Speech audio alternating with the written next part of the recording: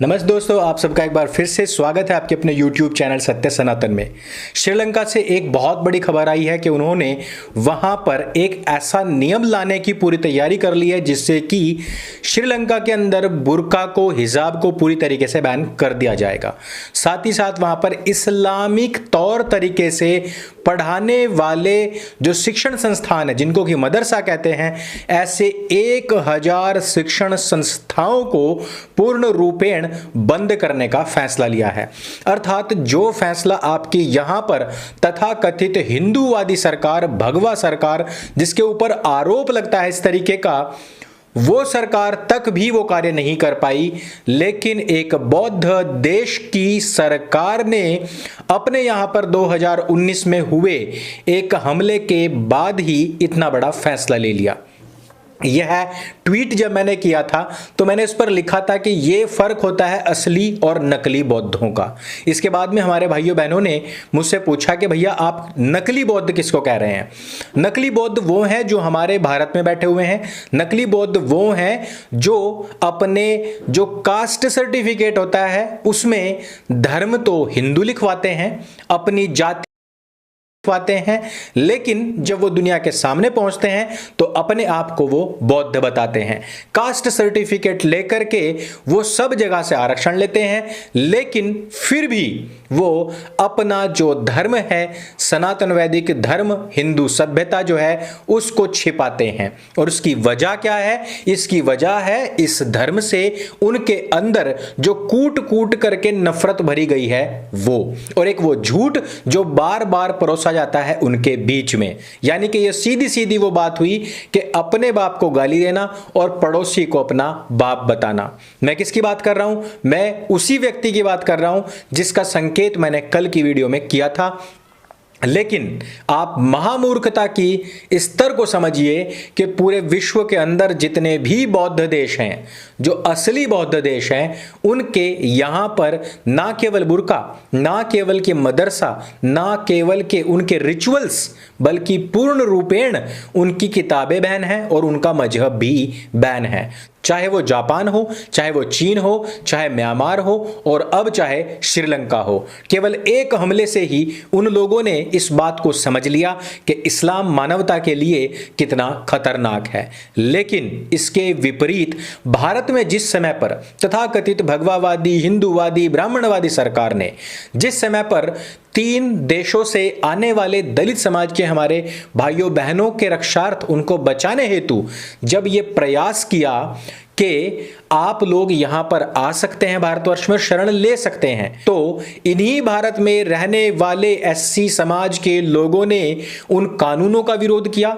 मुसलमानों के बीच में जाकर के गलत अफवाहें फैलाई कि मुसलमानों की नागरिकता खत्म हो जाएगी, और बाहर से आने वाले वहां पर पीड़ित, शोषित, दबे, कुचले समाज के जो हमारे भाई बहन थे, उनको जब यहां पर बुलाया गया तो उनकी वो सुध तक लेने नहीं गए कि पाकिस्तान, अफगानिस्तान और बांग्लादेश में हमारे भाइयों की क्या स्थिति थी। आप इनके दोगलेपन को इस प्रकार भी समझ सकते हैं कि जिस सरकार को ये ब्राह्मणवादी सरकार कहते हैं, जब सुप्रीम कोर्ट ने ये कहा कि सरकार अब ये SC ST का जो एक्ट है, ये एट्रोसिटी कानून है, इसको स्क्रैप कर देना चाहिए, क्योंकि इसकी आड़ में बहुत सारे विष्णु तिवारी के केस हो रहे हैं, झूठे केस लगा करके लोगों को जेलों में सड़ाया जा रहा है। तब इसी तथाकथित भगवावादी, ब्राह्मणवादी सरकार ने सुप्रीम कोर्ट के फैसले को बदल दिया था और उन्होंने कहा था कि SC ST कानून ज्यों का त्यों रहना चाहिए। अर्थात जो SC ST समाज के लोग बाहर इस्लामिक देशों में पीड़ित हैं, उनको बुलाया जाए, हम उनको सुरक्षा देंगे। जो यहां पर लोग हैं, उनके ऊपर यदि कोई भी किसी भी प्रकार की टिप्पणी करता है तो उसको सीधे जेल में ठूसा जाएगा। और अब नया नियम लाए हैं कि यदि कोई भी SC ST व्यक्ति बौद्ध में कन्वर्ट होता है तो उसका आरक्षण खत्म नहीं किया जाएगा। लेकिन फिर भी भारत में बैठे हुए ये तथाकथित बौद्ध समाज के लोग, जिनके अंदर सरकार ही नहीं बल्कि संपूर्ण ब्राह्मण समाज और ब्राह्मणों से संबंधित किसी भी शब्द से बेहद नफरत है, वे इन्हीं लोगों को अपना दुश्मन मानते हैं जो इनके रक्षा के लिए, इनके लालन पालन पोषण के लिए आज 70 साल तक भी लगे हुए हैं। और इनके लिए सबसे अच्छे इनके मित्र कौन है? इनके लिए इनके सबसे अच्छे मित्र हैं वो लोग जिनको अब लगातार हर देश बैन करता जा रहा है। तो आपको क्या लगता है, भारत में बैठे हुए ये लोग बौद्ध हैं या फिर ये किसी आतंकवादी संगठन के लोग हैं? क्या लगता है आप लोगों को? जहां एक तरफ स्विट्जरलैंड में, बेल्जियम में, चीन में, जापान में, ऑस्ट्रिया में, म्यांमार में, अब श्रीलंका में ये पूरी की पूरी इस्लामिक कौम बैन है, जहां इनके मदरसे बैन, जहां पर इनकी तादाद बढ़ाने वाली जो आयतें हैं वो बैन, इनके कुरान बैन, चीन में इनकी जो रिचुअल्स हैं वो सब बैन, इनके बड़े लंबे कपड़े बैन, इनकी लंबी दाढ़ी बैन।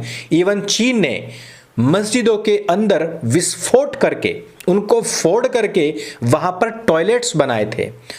अन्य देशों के अंदर इनके पुरानी मस्जिदों को उड़ा करके बॉम्ब से वहां पर मदिरालय बनाए गए।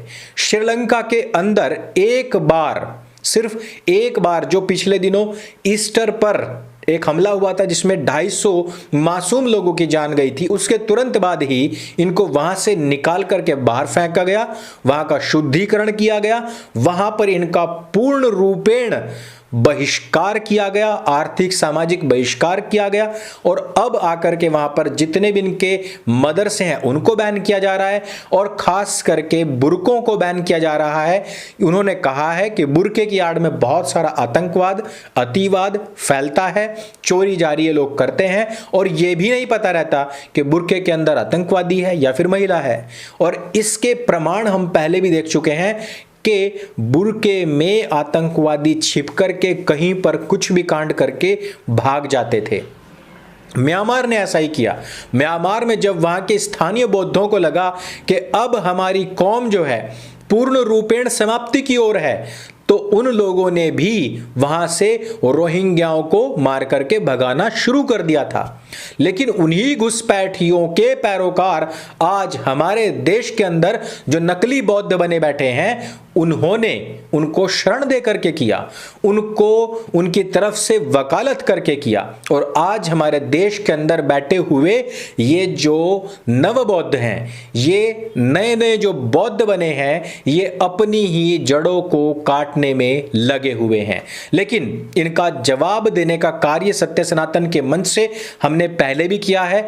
और अभी के समय में हमारे बहुत सारे यूट्यूबर भाई हैं, जिसमें से कि आपको लिमिटलेस के वीडियोस देखने चाहिए, कुशवाहा बॉयज टीम जो कि बहुत अच्छा कार्य कर रहे हैं और उनके जो अकाट्य प्रमाण हैं, उनके जवाब आज तक ये गधागध जैसे लोग नहीं दे पाए हैं। इवन जब जब भी ये मुंह खोलते हैं, गंद परोसते हैं और अपनी ही पोल खोल लेते हैं। मैं आपको यहां पर वीडियो के अंत में ये प्रश्न जरूर पूछना चाहूंगा कि क्या आपको नहीं लगता है कि जब बौद्ध समाज के जो देश हैं उन्होंने एक एक हमले के बाद में ही इन सब चीजों को पहचान लिया, वहां पर उन लोगों के जो कुकृत्य हैं और उनको इंस्पायर करने वाली जो चीजें हैं उनको तुरंत ही बैन कर दिया है, क्या हमारे देश के सुप्रीम कोर्ट को इनिशिएटिव लेते हुए जो अभी वसीम रिजवी साहब ने कहा कि 26 आयतों को बैन किया जाए और इनको कुरान से हटाया जाए, क्या उनको नहीं हटाना चाहिए? क्या बुर्के को भारतवर्ष में बैन नहीं किया जाना चाहिए? और जो सरकारें रेवड़ियां बांटती हैं मदरसों को कई सौ करोड़ रुपए की, क्या वो बंद नहीं कर देनी चाहिए? आप लोगों से मैं कुछ ये सवाल पूछना चाहता हूं जो आपको कमेंट बॉक्स में आकर के हमें बताना है। और क्या आपने अभी तक लिमिटलेस और कुशवाहा बॉयज टीम के यूट्यूब चैनल को देखा है? क्या आपने सब्सक्राइब किया हुआ है? ये बात भी हमें आकर के अवश्य बताइएगा, क्योंकि भारत में बैठे हुए नवबौद्धों का पहले से ही ये कहना है कि आर्य जो थे वो बाहर से आए थे, उनके पास में घोड़ा था और उनके पास में हथियार थे, जबकि यहाँ के जो मूल निवासी यानी कि SC ST समाज के जो लोग थे, इन लोगों के पास में कोई हथियार नहीं थे। लेकिन जब से सिनौले में हथियार ढाल निकले हैं, जब से वहां पर परंपरागत जो कब्रगाह है वो निकले हैं, तब से इनके होश फाख्ता उड़े हुए हैं और बदहवा कल्पवासी में ये तक कह रहे हैं कि उस कब्रगाह में कहीं पर भी वेद का कोई भी प्रमाण नहीं मिला। जैसे कि बौद्धों के कब्रगाहों या शमशान घाटों में तो वो अपने स्कूल, कॉलेज और लाइब्रेरी बना करके रखते होंगे, है ना। तो इस वीडियो में सिर्फ इतना ही। आपको ये जानकारी कैसी लगी हमें कमेंट करके जरूर बताइएगा। सत्य सनातन को अपना प्यार इसी प्रकार से देते रहिए। मेरे संग बोलिए सत्य सनातन वैदिक धर्म की जय। जय हिंद, वंदे मातरम।